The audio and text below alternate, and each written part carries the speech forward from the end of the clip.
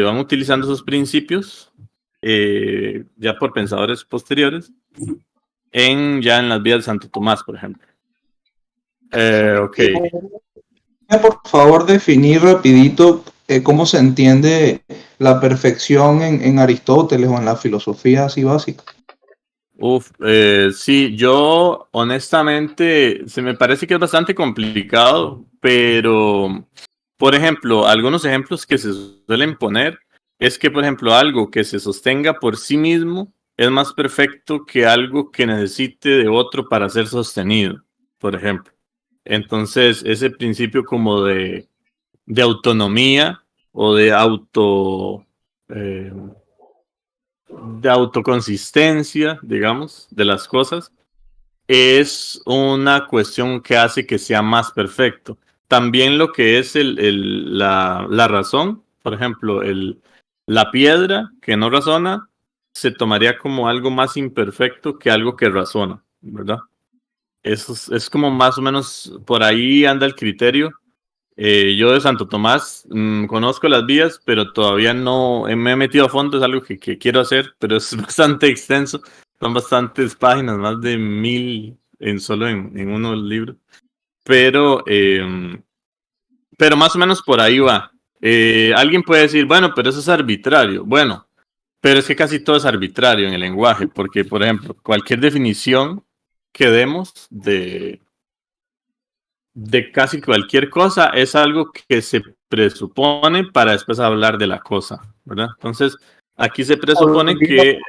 Ajá. Se podría definir la perfección como el grado de independencia de las cosas que existen. Hay como una especie de jerarquía de independencia, ¿no? Sí, y de perfección en lo que se hace acá. Por ejemplo, si acá entendemos que el organismo humano es bastante complejo, bueno, complejo no, bastante perfecto, pero no llega a ser del todo perfecto, si nos devolvemos en este principio de que la causa es más verdadera y mejor que el efecto, en eso que el efecto hace, entonces podríamos pensar que ese efecto es más perfecto, esa causa, perdón, es más perfecta que esta realidad, este cuerpo, que el funcionamiento en general. O sea, el universo es muy perfecto, pero esa causa final sería más perfecta por el principio de que siempre la causa es mejor que el efecto en las propiedades que tiene el efecto, ¿me entiendes? En los grados de perfección que este tiene. No sé si me voy a entender. Me gustaría buscar ejemplos más sencillos, pero ahorita esos son los que se me ocurren. No, bueno, claro, y por eso es que Tomás de Aquino decía que, me imagino que por eso es que, ahora creo que lo estoy entendiendo un poco mejor, que por eso es que Tomás de Aquino mostraba que como hay inteligencia en el mundo, eso quiere decir que Dios, como es el ser en el que están todas las perfecciones, o sea, tomando esta argumentación, esta vía lógica, se puede llegar a Dios como el ser más inteligente del que surge la inteligencia, los grados de inteligencia que hay. Exacto, sí. De hecho, un último ejemplo que ahora lo recuerdo y es bastante sencillo, que viene ya desde el tiempo de Platón, es el de las matemáticas. Por ejemplo, nosotros utilizamos una fórmula para averiguar el área de un círculo, por ejemplo.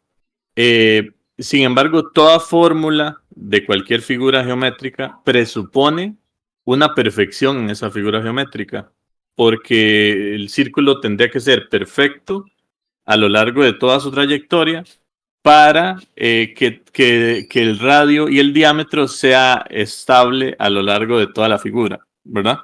Y sin embargo, en la realidad no existen círculos perfectos.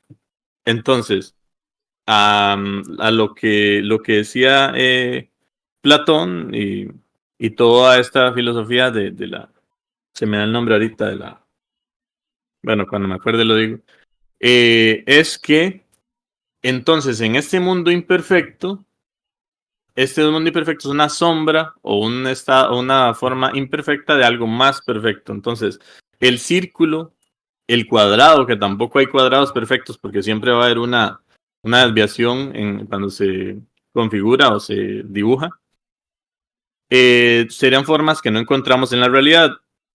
Ahora, a pesar de que no las encontramos en la realidad, nos sirven para hacer cálculos geométricos y matemáticos en general. Ahora, entonces, si no existen en la realidad, pero funcionan, siguiendo esta lógica, entonces tienen que existir en otra realidad. Y esa realidad sería una realidad trascendente. Algunos lo relacionan con las ideas, el mundo de las ideas, etcétera, de Platón. Entonces, allá existiría la idea de círculo perfecto, que simplemente se toma cuando se analiza la realidad. Entonces, más o menos no estoy diciendo que eso sea lo que pensaba Aristóteles, ¿verdad? Estoy nada más ilustrando lo de las vías de Santo Tomás con respecto a esta situación de la perfección, ¿verdad? Y de hecho, hay matemáticos, nada más para terminar con el tema, que como Gödel, que defendían el, que las matemáticas pertenecían a otro ámbito de la realidad y no a la realidad física, y que nada más las usamos para calcular. Hay una cosa muy interesante en cuanto a lo que es la perfección, tomando a Santo Tomás de Aquino. Santo Tomás de Aquino también ve la perfección en la vida humana. Y en la vida humana es que el fin último del ser humano, él habla precisamente de la persona humana, porque ahí va a tomar el esplendor, toma un pensamiento de Aristóteles. Aristóteles dice que el hombre tiende a la felicidad. Y entonces la felicidad es lo más perfecto, es una operación perfecta, pero que siempre está en potencia. El alto puro que siempre va a estar en la felicidad se llama Dios. Por eso el hombre está en potencia. Esa es la perfección el pensamiento de Tomás de Aquino. Así se entiende sencillamente y fácilmente.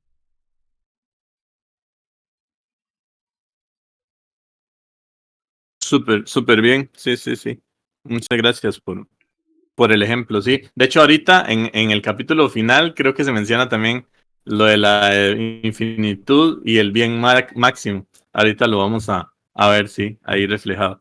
Ok, no sé si Alcillo tiene alguna otra pregunta con este tema de la... Ay, se me va la palabra.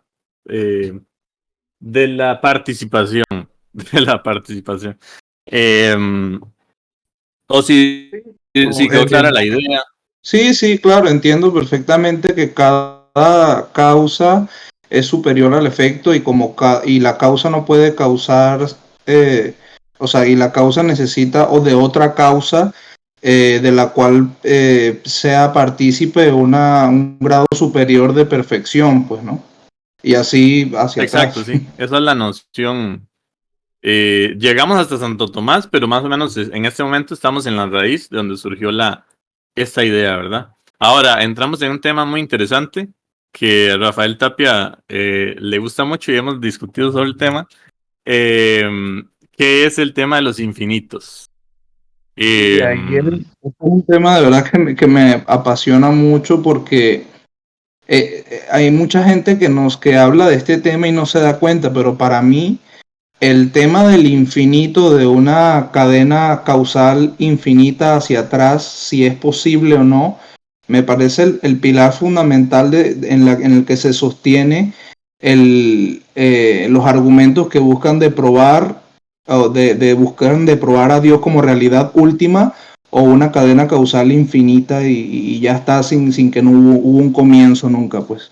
O sea, porque se sostienen si es posible o no el infinito, es de ahí de donde va a depender el argumento, pues. O sea, Sí. el que sostiene que Dios existe tiene que demostrar que realmente el infinito es imposible, y el que sostiene que Dios no existe tiene que demostrar que el infinito es posible. Digamos que por ahí anda el asunto. Sin embargo, hay un detallillo a mencionar, volviendo a Santo Tomás, ya que estamos por ahí. Vieras que en el pensamiento de Santo Tomás, en el tiempo en el que Santo Tomás escribió, estaba la creencia de que el universo era eterno y había permanecido por siempre ahí. Entonces Santo Tomás entendía que por fe creía que el universo tenía un inicio, pero él también intentó, por medio de la razón, probar que la idea de un universo eterno no era incompatible con la idea de Dios. Entonces, nada más para mencionar un ejemplo y fue cuando él postuló eh, las causas per accident, si no me equivoco, que serían las causas eh, típicas que conocemos. Por ejemplo, tomo esto, lo empujo con esto y esto causó que esto se moviera. Pero había para él otro tipo de causa que era la causa jerárquica. Entonces, por ejemplo, si todo fuera eterno, pero la última capa, digamos, la última capa de todo lo creado, por decirlo así, fuera un metal, vamos a poner un metal hirviendo. Aunque ese metal hirviendo haya sido eterno, sería la causa de que las otras capas que están cercanas estén calientes. Entonces, ese es un tipo de causalidad diferente a la causalidad per accident, ¿verdad? Un ejemplo que ponía adictos a la filosofía era, por ejemplo, cuando tenemos una repisa con algo así puesto y nos vamos y se queda ahí durante un montón de tiempo. Esta repisa, no era adicto de la filosofía, era teología filosófica el que lo ponía. Esto de aquí está sosteniendo el vaso y sería es un tipo de causa jerárquica. Lo sostiene, pero no necesariamente lo causa en el sentido de darle una inicio de existencia absoluto al vaso. Pero otro ejemplo más sencillo todavía que era el de la huella, que si existiera en la arena, una arena, asumamos todo eterno, arena eterna, un ser eterno. Y ese ser eterno, desde la eternidad, si ese ser eterno desde la eternidad tuviera el pie en la arena y haciendo una huella gigantesca, él sería la causa de que esa arena estuviera con esa huella por siempre, pero sería una causa jerárquica y no per accident, ¿verdad? No sé si la conocía o qué le parece. A mí me pareció muy interesante cuando la conocí. Y de esa Sí, forma, para Santo Tomás, la eternidad del mundo, de hecho, tiene un escrito que se llama Da Eternitate Mundi, que, que habla de esto. Ajá. Algo iba a decir. sí, bueno, yo entiendo esta idea de que puede existir la causa junto a su efecto eternamente si, si, por ejemplo, tomando ese ejemplo del pie en la arena, siendo que la arena existe eternamente y el pie está formando una huella, que el pie es la causa y la huella el efecto, los dos pueden existir eternamente y eso no quiere decir que el pie no esté causando la huella a pesar de que los dos existen eternamente. Sin embargo, no estoy totalmente seguro, pero es que siento que me hace un poco de ruido esa idea en lo personal a mí, porque podría verse eso como algo atemporal, una causa atemporal, y una causa temporal sabemos que, o sea, es algo difícil de entender porque no hay cambio. O sea, si los dos existen eternamente, ¿cómo saber realmente que el pie está causando la arena y no que la huella está causando al pie? Sí, entiendo. Es que usualmente y entiendo eso porque yo también me lo he planteado. Cuando se habla de algo eterno, por ejemplo, si la causa de la existencia fuera un frío eterno, estaría todo congelado de la eternidad, digamos, como estático. Entiendo esa eh, cuestión. De hecho, es uno de las objeciones que se presenta cuando se menciona que Dios causó el universo siendo atemporal, digamos. Entonces, el problema que usualmente se señala es cuándo se dio, si era atemporal. Ahora, sobre esto, ya que es un tema muy extenso, voy a mencionar que hay filósofos como Jay Mullins, se me olvida el primer nombre bien, pero Mullins dice que bueno, hay propuestas filosóficas que dicen que el tiempo podría ser un atributo de Dios y entonces ahí el tema sería que ya no habría problema porque, o sea, no quiero convertir necesariamente esto en una defensa, pero los menciono para que se conozcan que las posibles respuestas a los cuestionamientos. Eh, y si se plantea que Dios existe con el tiempo desde siempre, ahí no habría ningún problema en la causalidad. Ahora, otra cosa, una creación eterna como esa que planteamos, ¿verdad?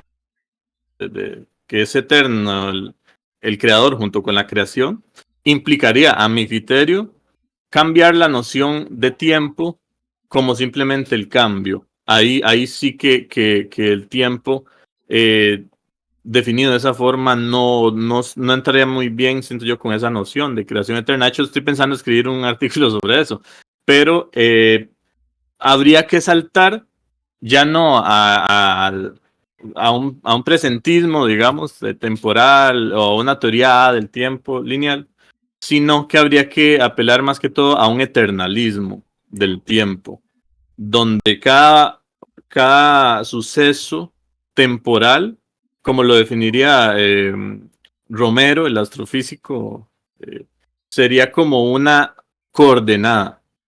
Entonces, todos los eventos estarían, él es un astrofísico, bueno, no es creyente, pero me hizo gracia la posición que tiene sobre el tiempo, donde el yo de ayer que estaba tomando café, digamos, a X hora, existe en una coordenada dentro del eternalismo. Nunca deja de existir necesariamente cada suceso acontecido, sino que simplemente es una ubicación dentro de un continuo eterno que se llama tiempo. Entonces, bueno, es una posición también dentro de la filosofía del tiempo que iría bastante acorde con una creación eterna. ¿Sí? Claro, como si el tiempo fuera un bloque o una especie de imagen y hay diversos puntos de la imagen que nosotros la percibimos como una consecución, pero en realidad existe tanto el pasado como el futuro. Sí, ya existe. sí, exacto.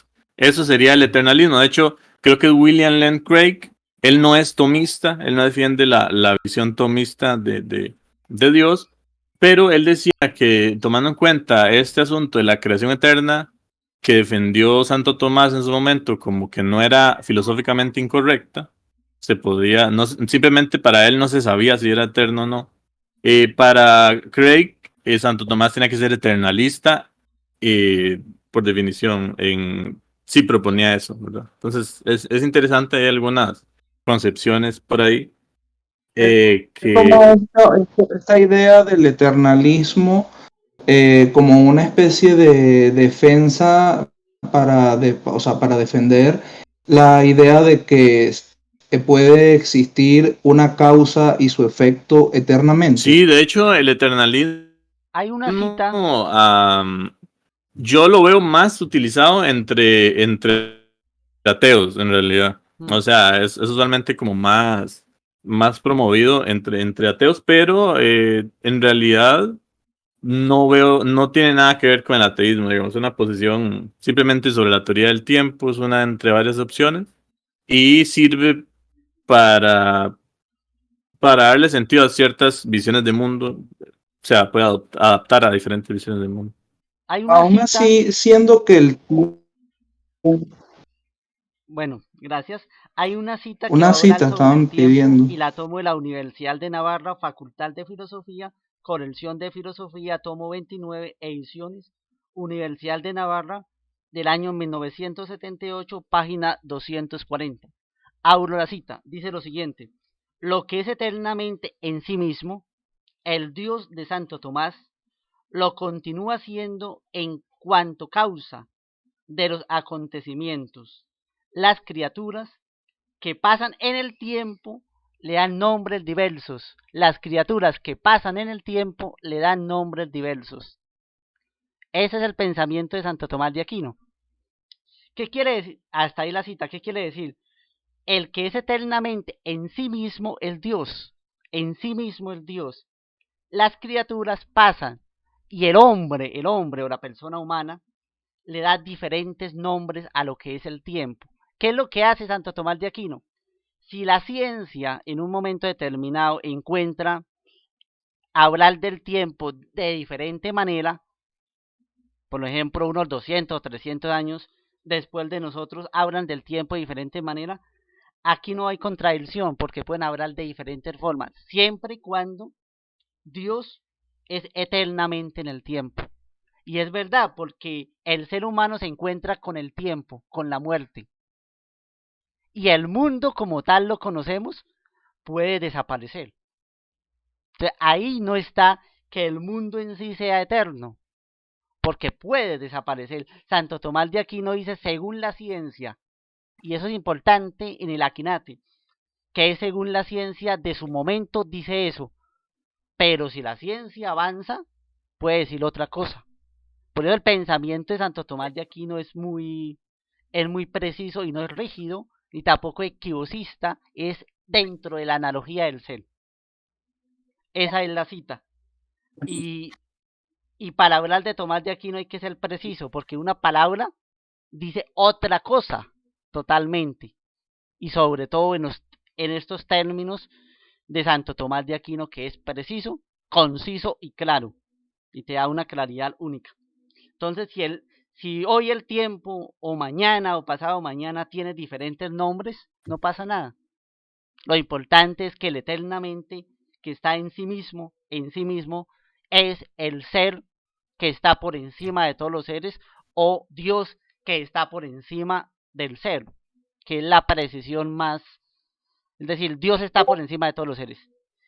Ese sí está eternamente en el tiempo. Lo otro puede variar por muchas cosas. Y los ejemplos que se pueden dar en esto son ejemplos que están medidos por el tiempo. Todos los ejemplos que se han dado son ejemplos que están medidos por el tiempo y a veces fallan. Sirven para intentar entender, pero si se va a mirar solamente los ejemplos, se puede llegar a confundir, porque Dios está más allá del tiempo. Ese es el problema de intentar colocar a Dios en un principio, en un fin, si no tiene ni principio ni fin. Se puede racionalizar, pero no totalmente, porque San Agustín diría, si pensamos a Dios totalmente, es decir, si el hombre el hombre es capaz de Dios, pero si somos capaces de conceptualizarlo todo, Dios dejaría de ser Dios, porque Él está en... los filósofos hablan del infinito, acercándose a un ser que está más allá del tiempo, por eso lo llaman el infinito. Pero las concepciones de la física, por ejemplo, del tiempo, pueden evolucionar a límites insospechados. Y eso no va a contradecir eso. Por eso hay que hablar preciso. Porque los ejemplos pueden confundir. Sí, ahí no sé si pueden ver el chat del grupo, dejé un enlace a el documento de Santo Tomás, traducido al español, de Aeternitate Mundi, que es contra los Ese es el que acaba de citar el compañero ahorita. no sé, ese es el propio escrito de Santo Tomás. Yo lo que estoy citando es una corrección de filosofía. Y estas correcciones de filosofía son precisas en cuanto van a comentar a Santo Tomás de Aquino. Porque para Tomás de Aquino, lo primero que tenemos que tener en cuenta para conocerlo es conocer a Aristóteles. Si uno se mete a Tomás de Aquino sin conocer a Aristóteles o sin conocer a Platón y sin conocer la filosofía, es decir, la filosofía antigua, no va a entender a Santo Tomás de Aquino. Porque Santo Tomás de Aquino cita mucho a ellos. Lo cita. Yo lo que hago es utilizar la Universidad de Navarra y citar la Universidad de Navarra. Porque al citar a Santo Tomás de Aquino, se puede citar precisamente lo que dijo Santo Tomás de Aquino. Y sería más preciso académicamente. Pero ¿cuál es el problema? Que si no entendemos a Platón, a Aristóteles en el conjunto de las obras, Tomás de Aquino sigue mucho a Pedro Lombardo, por ejemplo, las sentencias de Pedro Lombardo, que lo que hacían en la Edad Media era síntesis del pensamiento anterior, pero uniendo filosofía y teología. Nosotros separamos la teología y la filosofía, ellos la unen. Ese es el gran problema que tenemos con el pensamiento medieval, que ellos lo unen. Y ahora una usted filosofía, teología y ciencia. Ellos unen las tres. Por eso Tomás de Aquino está en derecho, lo pueden tomar. Pero hay que distinguir eso, la precisión del autor. Y usted habla, por ejemplo, de la eternidad, también está en la eternidad, Tomás de Aquino se mete en la Trinidad, por ejemplo. Es un tema que hoy podríamos hablar que es de teología. Entonces, ahí es el problema también en Tomás de Aquino. ¿Cómo separar la teología y la filosofía de él? Es una discusión filosófica difícil. Porque él hace filosofía y hoy llamaríamos eso teodicea, por ejemplo.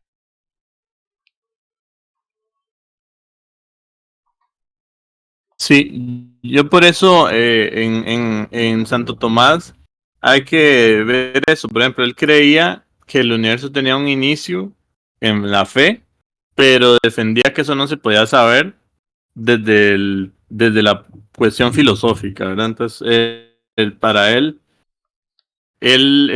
trató de compaginar cualquier tipo de postura, pero desde la filosofía. O sea, él lo que defendió, y le recomiendo que no es muy largo ese texto de la eternidad del mundo, para que se vea cómo él defendió la posibilidad de Dios y la eternidad del mundo, pero desde un punto de vista meramente filosófico, digamos, no necesariamente teológico como tal. Y sí hacía como una diferenciación entre esas dos cosas, sí. No sé si quieren que nos metamos ya al asunto de los infinitos. Sí, Vamos sí, por favor. Ahí está, entonces, comenzamos con los infinitos. Ahí vamos comentándolo. Dice, es evidente que hay algún principio y que las causas de las cosas, hay unas letras que están un poco, que no las se ven bien. Las causas de las cosas que no pueden ser infinitas, ni en serie ni en cuanto a especies. Aquí aclaro que aquí he defendido que hay posiciones eternalistas o de infinitismo causal, etcétera, pero no necesariamente es mi postura. Yo siento que en la filosofía es bueno que la gente conozca todas las posturas, pero no necesariamente es que yo defienda eso. Lo que sí soy es eh, muy abierto a las posibilidades. Inclusive a veces me gusta defender posiciones que tal vez no son las que comparto del todo. Pero sí, me parece interesante eso. Disculpa que lo interrumpa. Es la primera vez que estoy en una de las sesiones y lo estoy conociendo hoy, ¿no? Por primera vez, y no le he preguntado hasta ahora. Usted personalmente, ¿cuál es su postura? ¿Usted se considera ateo, agnóstico, o teísta, Okay. o cómo? O cómo? Bueno, ¿O es una postura particular de usted que es usted, pues? he pasado por diferentes etapas. Inicialmente era creyente, teísta.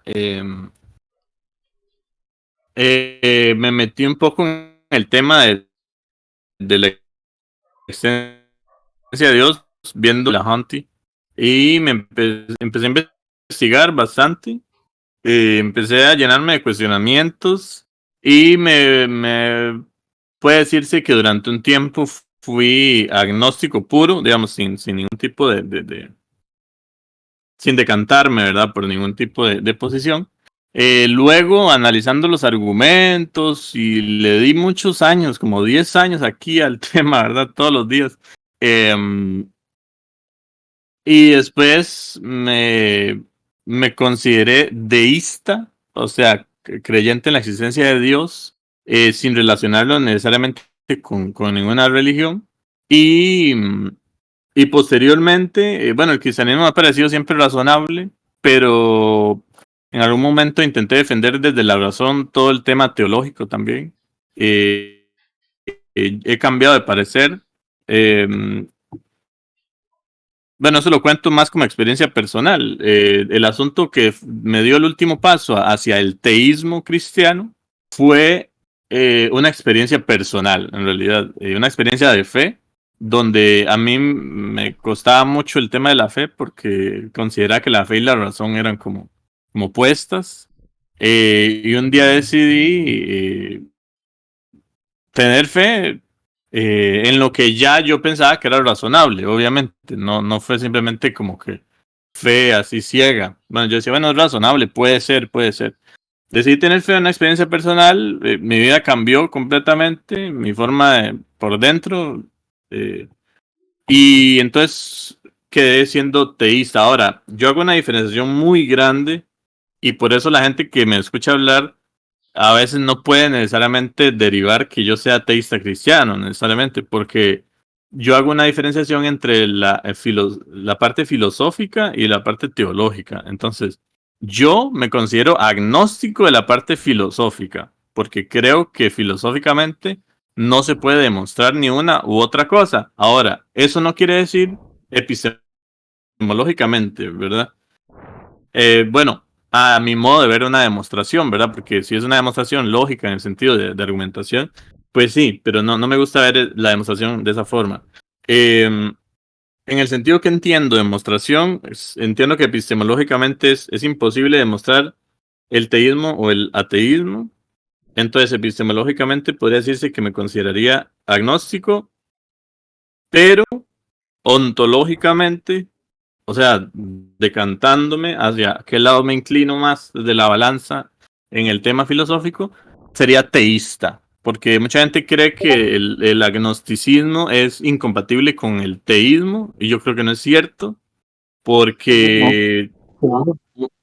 ¿Cómo dice? Claro, claro, no, porque es que entendiendo que no es posible demostrar ni que Dios existe o no existe, o tan siquiera la posibilidad de existencia es demostrable, entonces epistemológicamente entiendo que es totalmente racional en que algunas personas opten por la postura, o sea, incluso los científicos, la mayoría tienen que optar por esa postura, pues, o sea, de agnosticismo en cuanto al saber, al conocer, digamos, la verdad absoluta de que si Dios existe o no, claro, y entonces entiendo que la posición de teísta que usted tomó fue algo, pero porque fue como una decisión personal de usted con lo que quizás se siente mejor y ya, claro, ahí está abrazándose de la fe, ¿no? ¿O me equivoco? Sí, ahí usted saltó a la parte teológica. Yo soy teísta cristiano por si le unimos la parte teológica. Pero si dejamos de lado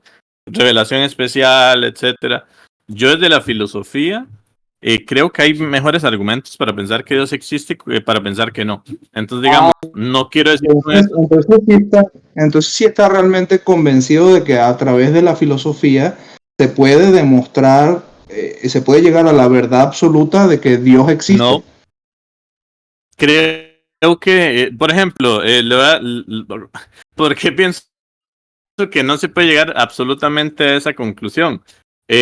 Porque usted, por ejemplo, usted está ahorita viéndome y conversando, ¿verdad? Conmigo y con los compañeros, pero sin embargo, usted de forma absoluta ni siquiera puede demostrar la existencia mía como un ser más allá de su mente, por ejemplo, que es lo que plantea el solipsismo, digamos.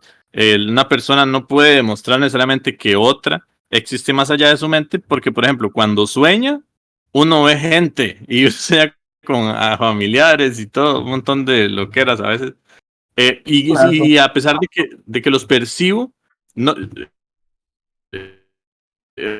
bueno, es que yo soy un cúmulo de cosas. Yo soy muy escéptico en la epistemología. Yo creo que casi nada se puede demostrar. Entonces, ni siquiera se puede demostrar que el mundo exterior está más allá de mi mente. Eso es algo que se asume dentro de la filosofía, es una creencia metafísica, digamos. El escepticismo, al menos así lo plantea, no se puede demostrar como absolutamente verdadero. Usted sí puede demostrar absolutamente que usted existe a usted mismo, pero no a otro, digamos, porque ese otro no puede saber si usted es un sueño, si está en la Matrix, si el mundo lo crearon hace 5 minutos con apariencia de pasado, como la paradoja de Bertrand Russell. Entonces, no es que solo el tema de Dios, a mi criterio, no se pueda demostrar en ese sentido, sino que muchas cosas no se pueden demostrar. Por ejemplo, la velocidad de la luz se ha detectado que es constante, pero a lo largo de qué cantidad de espacio, porque hay unas, en el universo hay unos espacios que se llaman volúmenes de Hubble. Vamos a asumir que un volumen de Hubble es, por ejemplo, una cantidad desde donde estoy yo hasta la cual, digamos que hay un círculo. Tengo un círculo así inmenso, al cual, a partir de ese círculo, la expansión del universo, por ejemplo, se empieza a acelerar. Entonces, hay un límite donde de ahí para allá, este espacio se está dividiendo de este espacio a una velocidad superior a la velocidad de la luz. Entonces, ¿qué pasa cuando eso pasa? Eso no es contradictorio con lo de que nada puede ser más rápido que la velocidad de la luz, porque el espacio sí puede ser más rápido que la velocidad de la luz.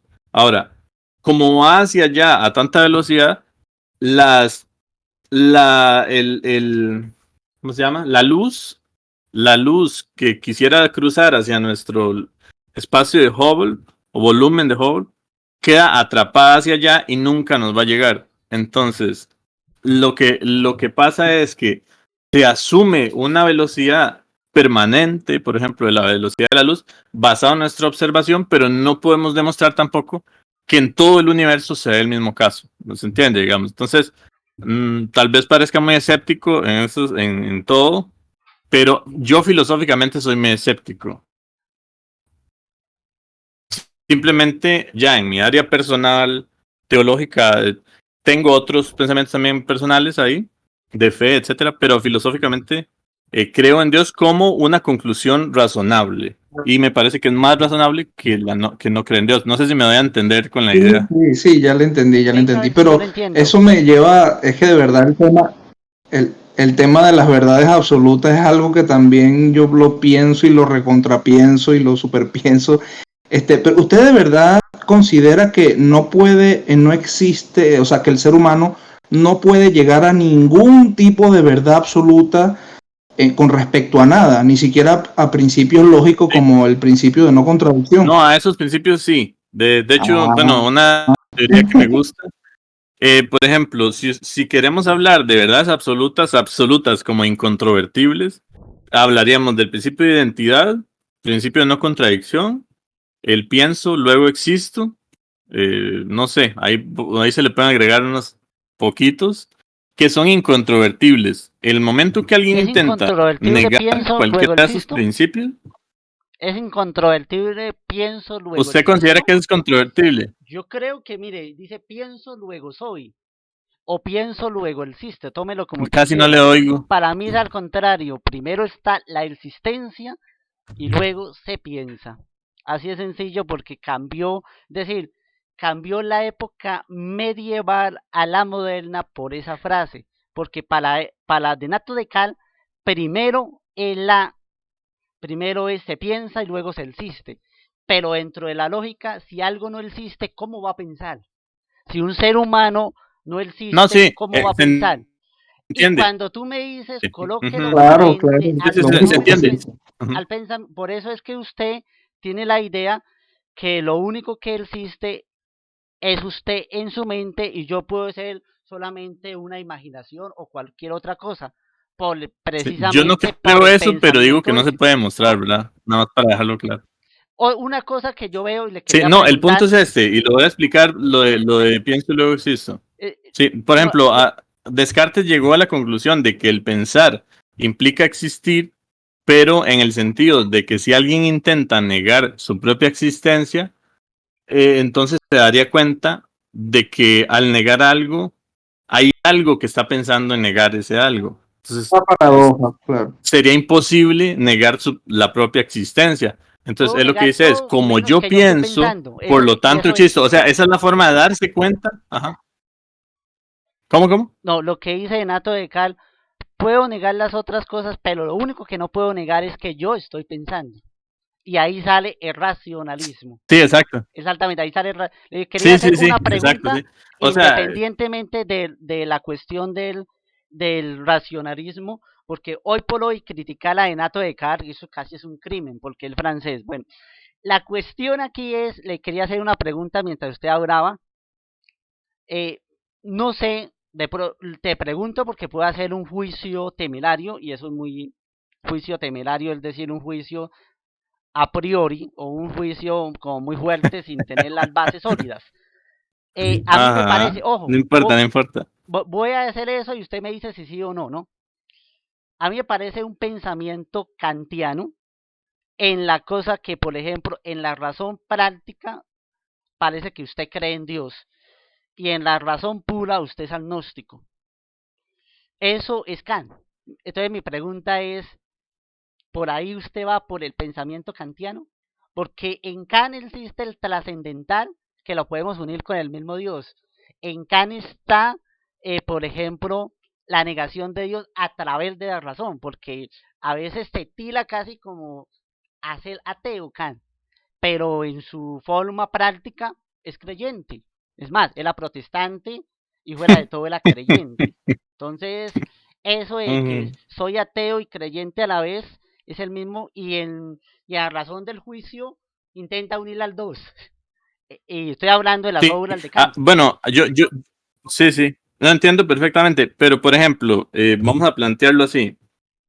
Digo que epistemológicamente, o sea, un plano que es meramente filosófico, no se puede llegar a una demostración de eso. Si ni siquiera se puede llegar a demostraciones de un montón de otras cosas. En el sentido, ahora, hay gente que no concuerda porque puede tener una teoría epistemológica diferente. A Rafael Tapia no le gusta mi postura, a pesar de que promueve mucho el pensamiento crítico. Cuando yo le cuestiono que algunas cosas que él dice son creencias, simplemente creencias racionales, justificadas y no verdades, a él le molesta. Pero, pero simplemente es porque a veces me gusta tener eso. Entonces, nada más para explicar ahí, es una teoría epistemológica que no digo que yo la dé por absoluta. De hecho, tengo que desarrollarla más porque simplemente he estado tratando de desarrollarla, donde una verdad se definiría como un principio incontrovertible, donde usted y yo, el que lo niegue, tiene que asumirlo para poder negarlo. Por ejemplo, si yo intento negar el principio de identidad, inclusive para hacer un lenguaje inteligible, tengo que asumirlo. Entonces, para mí eso es una verdad incontrovertible. Lo que podría uno, bueno, involucrar otras verdades que no sean necesariamente a priori, ¿verdad? Pero bueno, yo lo que digo es que epistemológicamente lo demás que surge de ahí está más relacionado con algo que en epistemología se llama justificación del conocimiento, que algunos le llaman verdad racional, verdad, eh, creencia verdadera justificada, perdón, es como le llaman, creencia verdadera justificada. Yo le quito el verdadero y le pongo creencia racional justificada. En general, eso es lo que tenemos del mundo, creencias racionales justificadas, no demostrables, como se define eso. Ahora, ahí puede haber más diálogo, por ejemplo, en el tema de la teología. ¿Qué tal? ¿Qué tal? Y eso nada más lo tiro así como una hipótesis. ¿Qué tal si la fe es un método de conocimiento que no funciona como la epistemología, ¿verdad? Y yo por medio de la fe logro adquirir cierto conocimiento, por ejemplo, a como me pudo haber sucedido a mí o a otros, alguna experiencia, que solo se llega por ese medio y no por este. Entonces no funcionaría de otra manera. Pero bueno, eso es nada más una cuestión que quería tirar. Entonces, por ejemplo, no veo que sea incompatible, digamos, la creencia en Dios, como decir, soy medio ateo, pero a la vez no, sino que es que acepto que las herramientas que me da la epistemología me limitan a poder demostrar, pero no creo que sea la única forma de conocer. ¿Entiendes? Entonces, ¿Y cómo se podría demostrar que el principio de no contradicción es una verdad absoluta, por ejemplo? se demostraría porque, digamos, si usted lo intenta negar, tiene que asumirlo.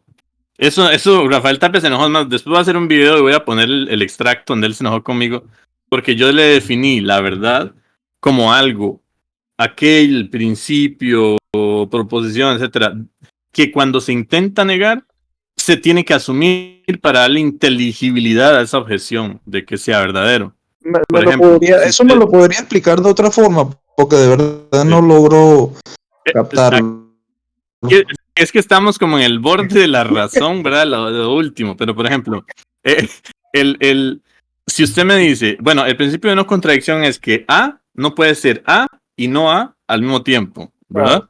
Entonces, si usted me quiere decir que ese principio es falso, ¿a qué me está señalando usted cuando dice ese? Porque está señalando a un A que es A y no A, que no puede ser A y no A al mismo tiempo.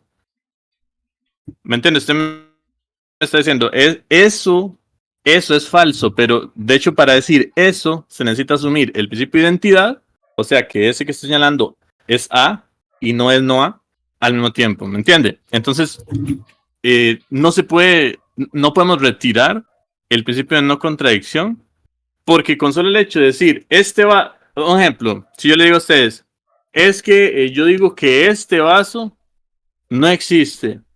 Un ejemplo, pero cuando yo estoy diciendo estoy señalando algo, es más o menos como como lo de negar mi propia existencia. Yo puedo decir, es que yo no existo, pero entonces, ¿quién se está haciendo la pregunta? ¿Existo o no existo? ¿Quién se lo preguntó?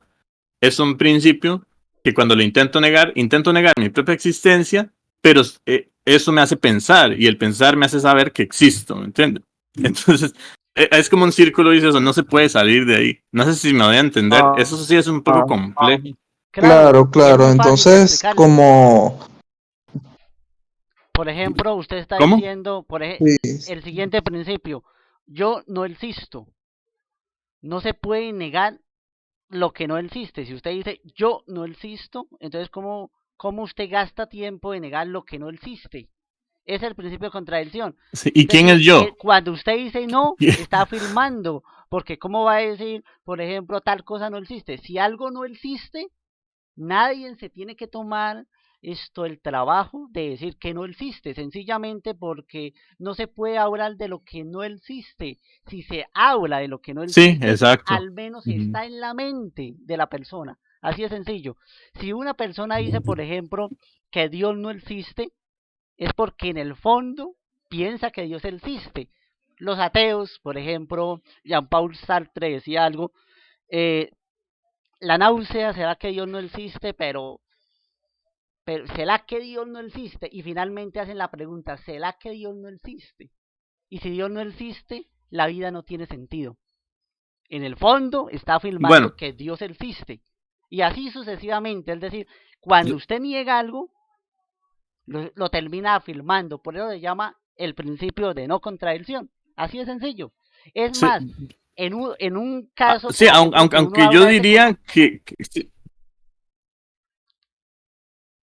yo diría que el principio de no contradicción no se puede negar sin recurrir a él mismo para negarlo, ¿verdad? Porque si no, el mismo lenguaje no tendría sentido. Sin embargo, no creo que con todo suceda igual. Digamos, yo digo que con esos principios sucede eso porque son demasiado básicos para el pensamiento, siquiera para hacer una oración con sentido, ¿verdad? Porque es que si dices existe un círculo cuadrado, a pesar de que lo puedo decir, no estoy hablando de algo que sea posible, no estoy diciendo nada. Sí. Es como no decir nada, o sea, no es algo real, pues. Exacto, porque el momento que usted define círculo y el momento que define cuadrado, que eso es algo muy importante en el principio de no contradicción. Cuando se habla del principio de no contradicción, lo que se está dando a entender es que una vez que la cosa ha sido definida, ya se puede entender qué es eso y no otra cosa. Obviamente, en un mismo momento temporal, ¿verdad? Porque puede ser hoy A y mañana B. Claro. Pero no en el mismo tiempo, claro. En el Al mismo tiempo no puede ser. Exactamente. Pero bueno, si quiere avanzamos a lo de los infinitos. Sí, porque yo sé que nos quedamos dando vueltas por ahí en cosas chéveres y bueno, nunca llegamos. No, pero está bien. Me parece bien porque todo es metafísica y eso es bueno. Eso es bueno. Vamos a ver. Y se fue. Yo me mantuve callado mismo durante un tiempo, porque pensé que si daba una opinión, pues se iba a extender más y no se iba a llegar a lo que vinimos, que era la lectura de Aristóteles. Pero sí quería hacer un comentario, y es que esto de que Kant sea ateo y creyente a la vez y al mismo tiempo, realmente no creo que eso es lo que sucede con Kant. De hecho, Kant lo que lleva es tomar esa discusión sobre la existencia de Dios, la existencia del alma y la existencia del mundo, llevarlo a un terreno pantanoso donde no se le puede dar la victoria ni al uno ni al otro. De hecho, recuerdo que él pone el ejemplo como de que él se pone por encima a ver como un espectáculo de personas peleando y luego baja cuando los debatientes están cansados, que quieren seguir peleando, pero no tienen fuerza para eso, y mostrarle que su lucha es algo que no tiene sentido, que ninguno ni el otro va a ganar. Eso es lo que dice Kant. Kant, cuando critica los argumentos de la existencia de Dios, no lo está refutando rotundamente. No le da la victoria al ateísmo, ni al materialismo, ni a ningún otro tipo de filosofía que vaya en contra del teísmo. Lo que dice es que simplemente esos tipos de argumentos no demuestran la existencia de Dios. Y tampoco, y con esto tampoco dice que el ateo haya ganado, porque para él, el ateo tampoco tiene argumentos para decir que Dios no existe. Lo mismo con la existencia del alma. Cuando él termina de estos asuntos de criticar si el alma es simple, que si es inmortal, etcétera, él da unos planteos por lo cual él dice que puede ser posible que el alma exista si se entiende alma por esto, etcétera, etcétera, etcétera. Y lo mismo con el mundo. Entonces, no es cierto que Kant sea ateo y luego creyente en la razón práctica. Esto creo que sucede porque los ateos suelen utilizar a Kant y se lo apropian, pero eso no es así. Kant no le da la victoria ni al creyente ni al ateo, simplemente mete la discusión en una caja, lo pone entre paréntesis, lo pone en un pantano donde no hay un ganador claro. Y tampoco es Sí, sí, cierto, y yo, tampoco es yo cierto concuerdo con eso. que con los argumentos de Kant estaba debatiendo a Santo Tomás de Aquino, porque todo aparece que nunca leyó a Tomás de Aquino. O sea, ahí como que no, en ese tiempo Sí. pues era más Bueno, no, complicado. muchachos, para Mejor dicho, aclarar que continuemos con decía el el tiempo, compañero que que sí si nos no hemos ido nunca mucho por las terminamos, ramas. ¿no? Bueno, sí, yo he disfrutado bastante, la verdad, pero sí vamos a avanzar con eso. Igual, este tema va a dar de qué hablar. Ok, dice Aristóteles que los infinitos, aquí hay que hacer una aclaración, porque cuando Aristóteles se refiere a los infinitos que no existen, se refiere a los infinitos actuales, así es como se le llama más o menos actualmente a ese término. Un infinito actual podría decirse que es, por ejemplo, que alguien diga que en este momento hay un número infinito de estrellas en el universo. Mm, a ese tipo de cuestiones, de hecho hay una paradoja en la astronomía que dice que si el universo fuera infinito hacia el pasado, ya todas las estrellas hubieran consumido su combustible, ¿verdad? Y estaríamos viendo puras estrellas consumidas, digamos, por el tiempo. Pero bueno, Aristóteles lo que dice, si tuviéramos que decir en una sucesión infinita, eh, cuál cosa es lo primero, o bueno, una sucesión cualquiera, aquí no está hablando de las infinitas, diríamos que la causa es lo primero y no desde luego que lo último. O sea, obviamente, en 1, 2, 3, donde uno causa a 2 y 2 causa a 3, obviamente la causa sería 1, ¿verdad? No se hablaría de que la causa sería 3. Él menciona que el problema de los infinitos es que todas las partes que componen al infinito serían partes intermedias, porque digamos, ninguno estaría en el borde. No se podría hablar de que esta es el final o el otro es el final. Todo sería un intermedio.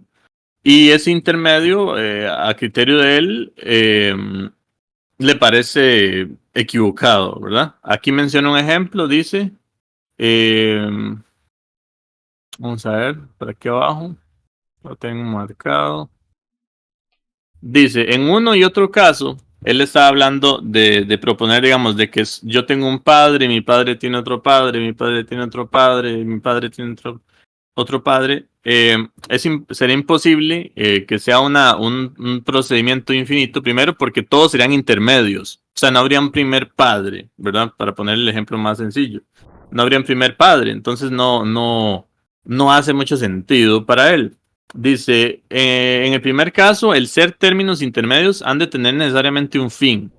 Él habla aquí también de que cuando se propone una serie infinita, entonces no se puede hablar de un fin o un propósito. Recuerden que él hablaba de la causa final, que toda cosa tiene una causa final, una finalidad. Pero si hay una línea sin fin, hacia cualquiera de los dos lados, más que todo hacia atrás, ¿verdad? Es donde es más problemático pensarlo. No habría como un propósito, no se va a llegar a nada, nunca, porque estaremos ahí como en el proceso siempre. Ahora, él se distingue entre infinito actual e infinito potencial. El infinito potencial sería el infinito donde yo, por ejemplo, vamos a asumir que yo me muero y me voy para el cielo.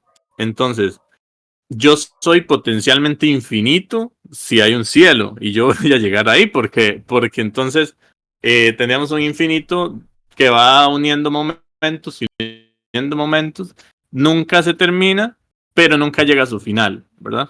Lo que no hace sentido, y lo que dice Aristóteles aquí, es el infinito completo y sin bordes, digamos, por decirlo así. Sobre todo en la realidad, ¿verdad? En la realidad física, la realidad en la que estamos. Vamos a ver, es imposible que el término primero... ok, aquí habla también de otro ejemplo de infinito, porque también se habla de que un ser puede generar otro ser por transformación, digamos, pasa de ser A a ser B, y que si esto se repite infinitamente, pues sería un infinito, ¿verdad? Sin embargo, el problema sería que no habría un primer ser ahí, ¿verdad? En esa serie de transformaciones infinitas. Y ese problema que tengo cuando la gente menciona el tiempo circular, supuestamente. Donde estamos en un círculo, A causa B y B causa A y A causa B infinitamente. Sin embargo, en la realidad, y ahorita vamos a llegar al meollo del asunto, creo yo. En la realidad no vemos ese tipo de series causales de ese tipo. Al menos yo creo que no la he visto y ese es el problema que tengo con esa serie. Dice, los que establecen un proceso infinito no se dan cuenta, sin embargo, de que suprimen la naturaleza del bien. Dice, nadie desde luego se pondría a hacer nada si no fuera para llegar a un término. ¿Ves? Aquí es lo que yo mencionaba, que hablaba usted antes del bien. El bien, asumiendo este proceso, de acuerdo con Aristóteles, bueno, no tendría mucho sentido, porque el bien va hacia un objetivo. A ver, por otra parte, si las especies de las causas fueran infinitas, o sea, si hubiera infinitos tipos de causa, tampoco podríamos conocer. ¿Por qué no podríamos conocer? Porque conoceríamos en ese devenir infinito, en esa línea infinita de causas, conoceríamos unas, pero si se están transformando, podría ser que en otro momento eran de otra forma. Entonces el conocimiento como tal, de que estoy conociendo la realidad tal como es, sería imposible prácticamente para él porque podrían haber habido tantas transformaciones o combinaciones, etcétera, que nuestro conocimiento sería no limitado, lo que sigue, ¿verdad? Porque imagínense la cantidad de conocimiento que tendría un ser humano dentro de una línea de tiempo infinita, ¿verdad? Infinito actual, ¿verdad? Sí. No entendí, lo podría ilustrar de otra manera o repetirlo, porque no, la verdad Lo no, del no lo entiendo. conocimiento, lo del Ajá, conocimiento. lo de que Sí, no bueno, tendríamos conocimiento si hubieran causas infinitas. sí. Ok. Bueno, él lo plantea así. El conocimiento sería como un conocimiento relativo al momento en el que usted está. así podríamos definirlo, digamos, en ese momento en el que usted está, las cosas acontecen de determinada forma y sin embargo a usted no le serviría, por decir así, según Aristóteles, ese conocimiento que usted tiene ahí, que usted cree que es la forma en que funciona todo, puesto que en una línea infinita de posibilidades pueden haber muchísimas otras formas de ser o de que funcione la realidad. Más o menos así es como interpreto yo, porque en esto también uno hace un proceso de interpretación más o menos de lo que cree que él entendió, ¿verdad? No necesariamente puede que lo haya entendido diferente, pero eso es lo que yo entiendo por esa cuestión de que no conocemos. Vamos a asumir que asumamos que el universo, que hay un multiverso, pero que el multiverso es un multiverso. eh, Es física en cada universo. sí, digamos que hay diferentes, exactamente. Y en otros hay cerebros de Boltzmann y así, ¿verdad? Si yo digo la realidad es esto que estamos viviendo, esa aseveración, esa proposición sería falsa porque al haber múltiples realidades y al haber otra que sea alternativa y no como esta, entonces implicaría que esa proposición es falsa. No sería falso que aquí la vida es así, sería falso decir que la vida es así. ¿Entiendes? No sé si llego porque habrían demasiadas posibilidades, ¿verdad? No, eso es lo que Aristóteles pensaba, ¿verdad? Se puede hacer objeciones a ese pensamiento, ¿verdad? Sí, Obviamente. sí, sí. Sí Ujú. se me vienen unos cuantos. Sí, a mí también porque se puede apelar a que el conocimiento, a que es un conocimiento limitado, pero sigue siendo conocimiento, ¿verdad? El espacio en el que estamos. Claro, Ujú. claro. Esa, por ejemplo, uno. Pues. Y Sí, que el principio de y que el principio de contradicción tiene que ser una realidad sí o sí en cualquier universo posible. O sea, que exactamente, solamente podría existir cosas lógicamente posibles, pues, en cualquier exactamente. universo. Y también él está asumiendo un tipo de cantidad infinita, tal vez de posibilidad, como le digo, bajo mi interpretación. Sin embargo, si hay unas leyes físicas que determinan, o bueno, no digamos leyes físicas, porque digamos que hay una macro ley de esa máquina generadora de universos, esa sería una limitante en la cantidad de tipos de universos que podrían existir, digamos. No necesariamente hay infinita posibilidad, pienso yo, sino que podrían ser limitadas. Necesariamente podrían haber, no sé, 10 millones de tipos de combinaciones de universos y nada más. No necesariamente tienen por qué ser infinitas.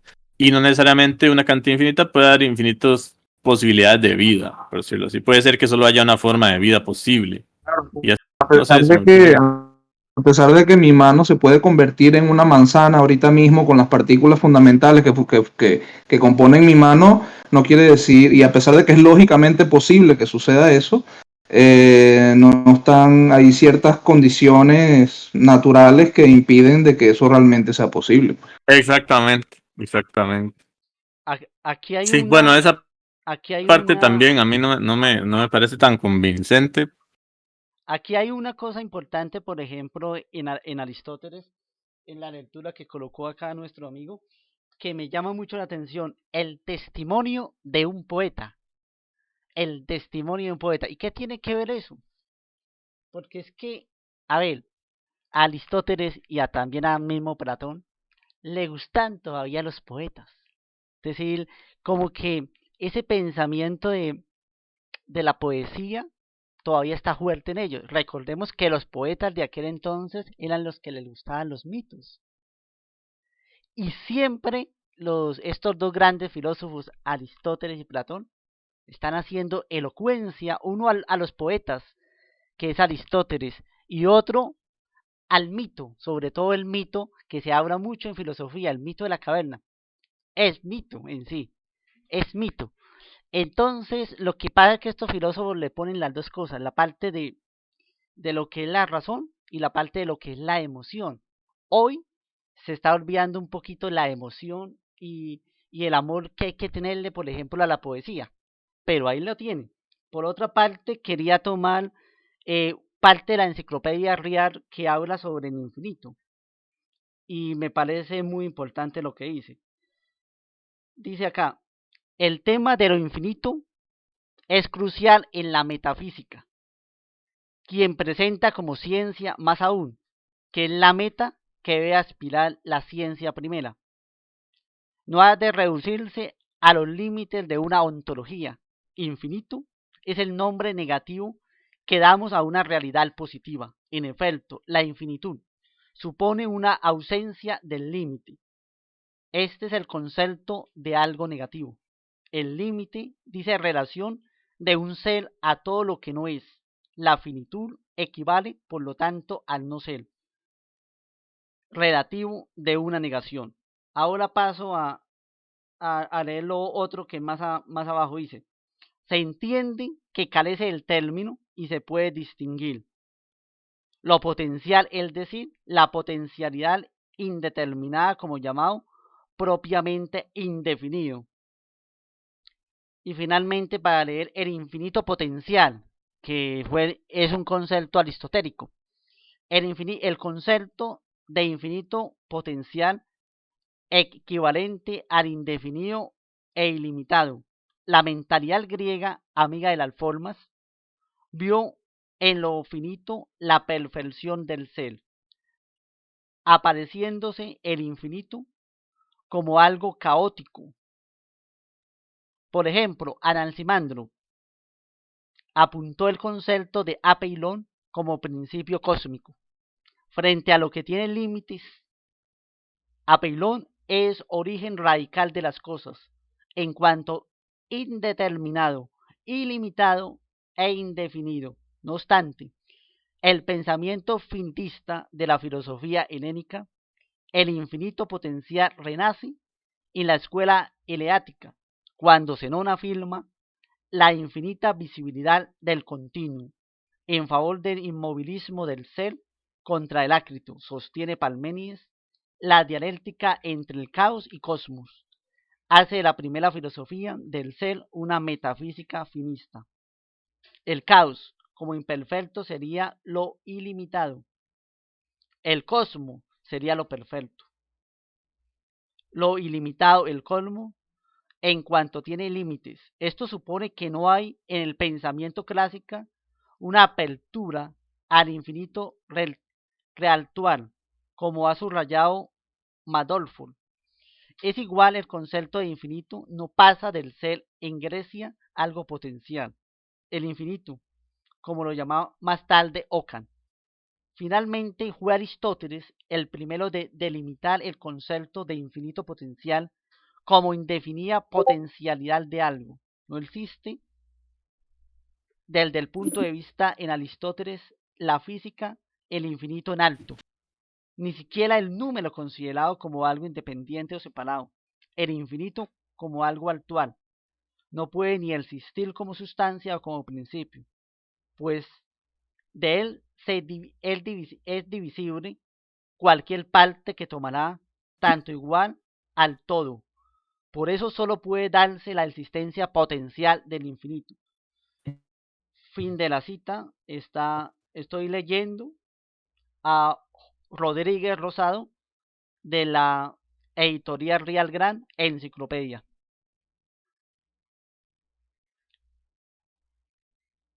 Bueno, muchas gracias por compartirlo. A propósito de los infinitos, ¿saben cuál autor es el rey del tema de los infinitos? Zenón. No sé si todos conocen a Zenón, Zenón de Elea. Alcillo, ¿usted lo conoce a Zenón? No, primera vez que lo escucho. Sí, bueno, Zenón decía, y esto tiene que ver con el tema, no estamos saliendo necesariamente. Zenón decía que él no quería que se propusiera, digamos que la divisibilidad del mundo, porque él decía que si se proponía lo múltiple, la multiplicidad, eh, llegamos a absurdos. Ahora, creo que esto es vital de entender en el debate sobre los infinitos. Las paradojas de Zenón, un ejemplo de una paradoja de Zenón, era que si usted hay un corredor más lento, bueno, o una tortuga, hay una liebre, pero si usted pone a la tortuga más adelante que la liebre no debería de poder alcanzarla nunca. Ahora, eso suena a un equívoco, porque eso físicamente es demostrable como falso. Si la liebre es más rápida que la tortuga y le damos una cantidad de vueltas indefinida, en algún momento la liebre va a pasar a la tortuga. Sin embargo, para él era correcto, y les voy a decir por qué para él era correcto. Y es el error que, bueno, yo lo veo como un error. Yo aclaro que es simplemente una apreciación mía. El error de mucha gente cuando habla de los infinitos es pensar que la matemática es necesariamente un reflejo de la realidad. Porque es exactamente lo que pensó Zenón. Por ejemplo, Zenón pensó, si entre mis dos dedos hay un espacio, pero yo puedo reducir ese espacio a la mitad y a la mitad y a la mitad. Pero si hago zoom, lo vuelvo a ver grande, y la mitad, mitad, mitad. Le hago zoom. Si yo puedo hacer eso infinitamente, porque la matemática me dice que sí se puede hacer, porque entre 1 y 2 hay una cantidad infinita de números, eso es el error de Zenón, a mi criterio, pensar que el hecho de que entre 1 y 2 hay una cantidad infinita de números no quiere decir que entre un objeto y otro lo hay. Entonces, pero para él sí, cada vez que usted hace zoom, lo puede dividir en más partes, etc. Entonces, para Zenón, entre la liebre y la tortuga había una cantidad infinita de espacio. Ese es el asunto con la paradoja de Zenón. ¿Por qué? Porque es partible infinitamente ese espacio entre la tortuga y la liebre. Entonces, no debería poder alcanzarla nunca. Y de hecho, una flecha. Ajá. Sí, esto me recuerda a la filosofía del pensador que mencioné la otra vez, de Richardson. Y él plantea de que esto de la matemática es algo que el humano pone en la realidad para conocerla sintéticamente.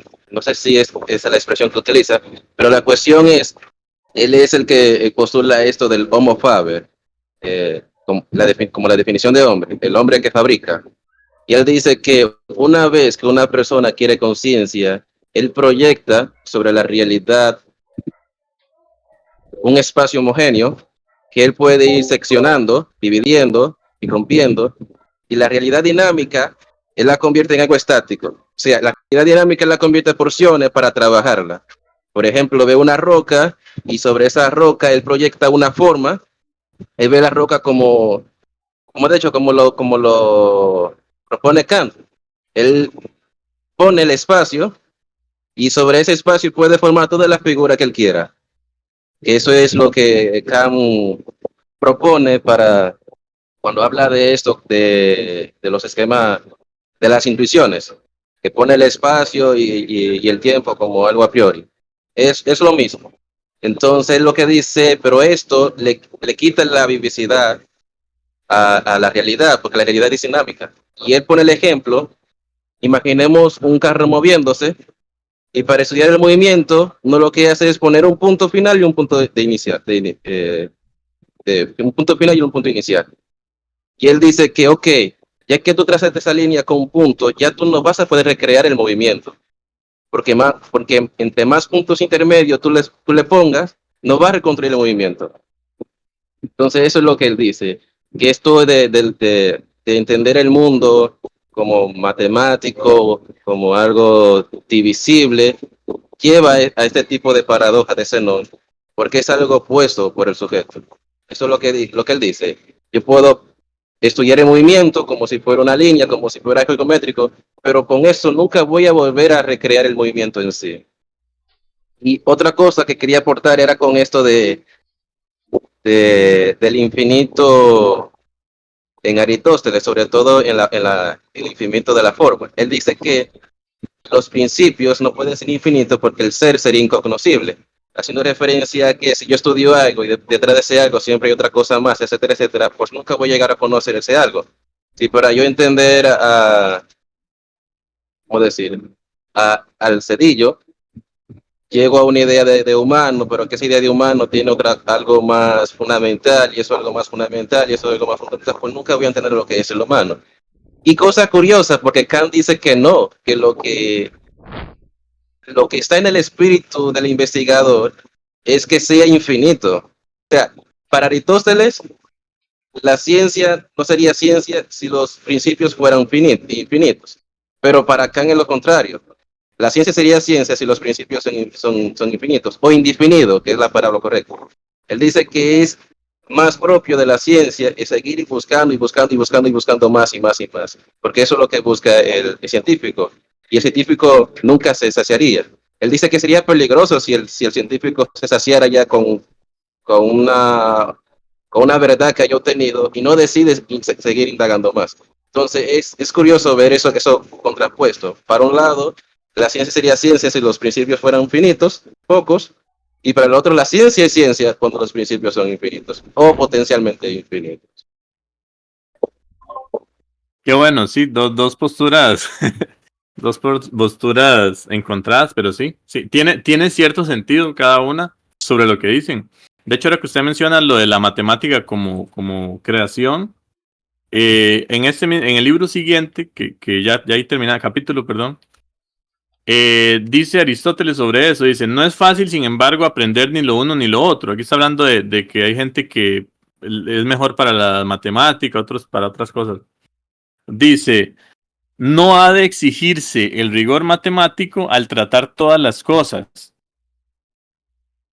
sino al tratar de aquellas que no tienen materia. Por eso, el método matemático no es propio de la física, pues seguramente toda naturaleza tiene materia. Por tanto, ha de examinarse primero qué es la naturaleza. Entonces, es interesante porque, por ejemplo, al contrario a Zenón, que él ya asumía la matemática como una representación literal del universo, pues parece que aquí Aristóteles no está tan seguro necesariamente si es así. Al menos así lo interpreto yo con ese texto. Y ahí ya estamos terminando prácticamente. Vamos a leer el inicio del próximo capítulo, que es pequeñísimo. Dice el éxito, y comentamos nada más para Mire, cerrar. y antes de terminar, El éxito de las lecciones depende de los hábitos. Ajá. por ejemplo, que hay cosas que no hay que exigir rigor matemático.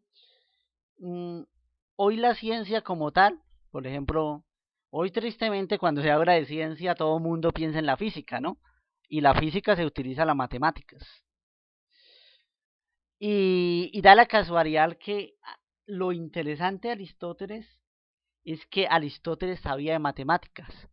Dentro del mismo libro de la metafísica cita a grandes matemáticos, que eran los pitagóricos.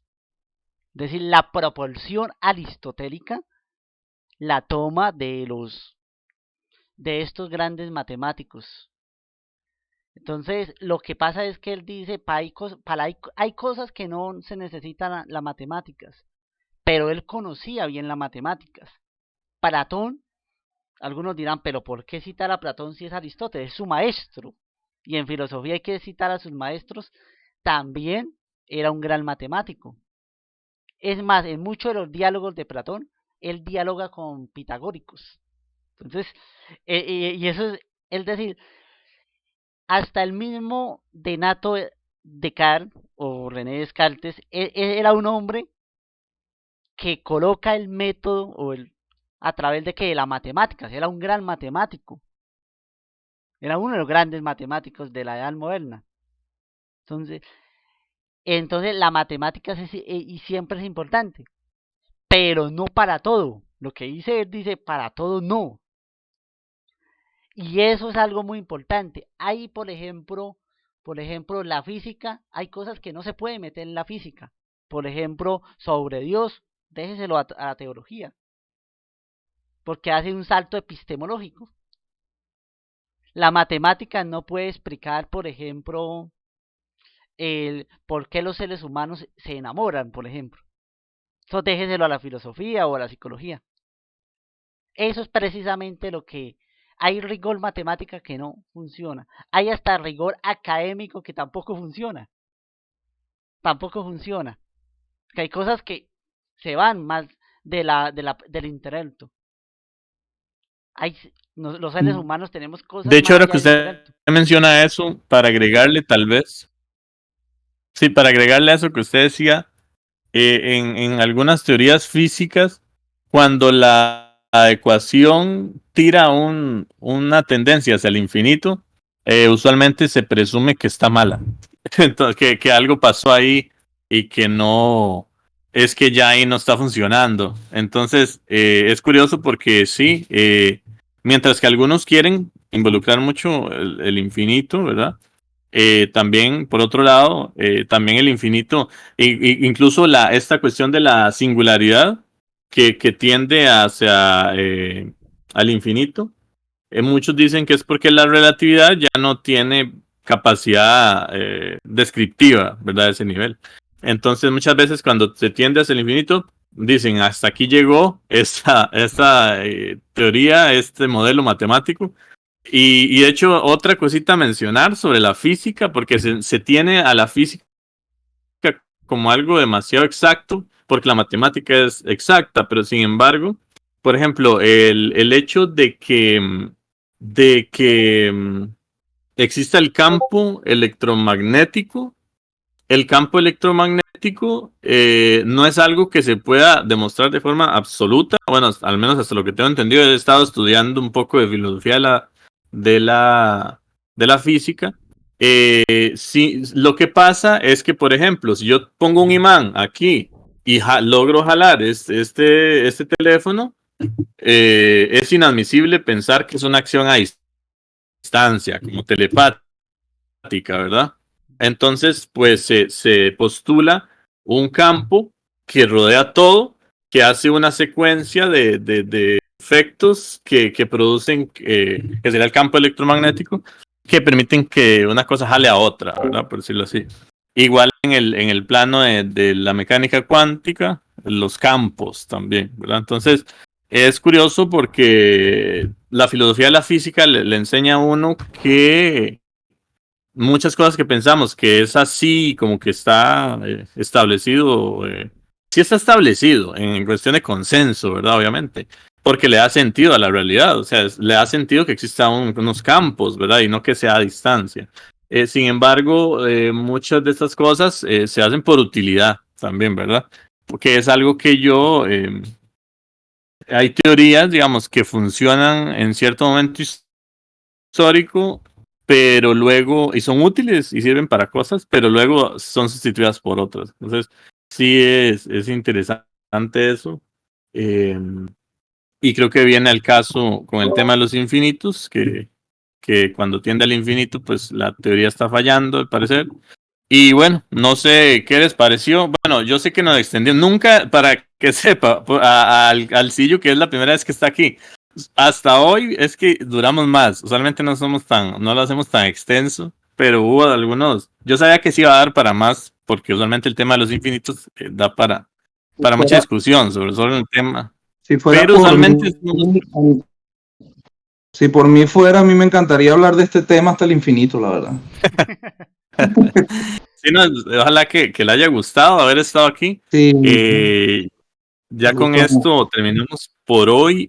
Comentarles que la otra semana, bueno, ahorita cualquier cosa hacen en sus comentarios, nada más un anuncio. Hicimos una encuesta.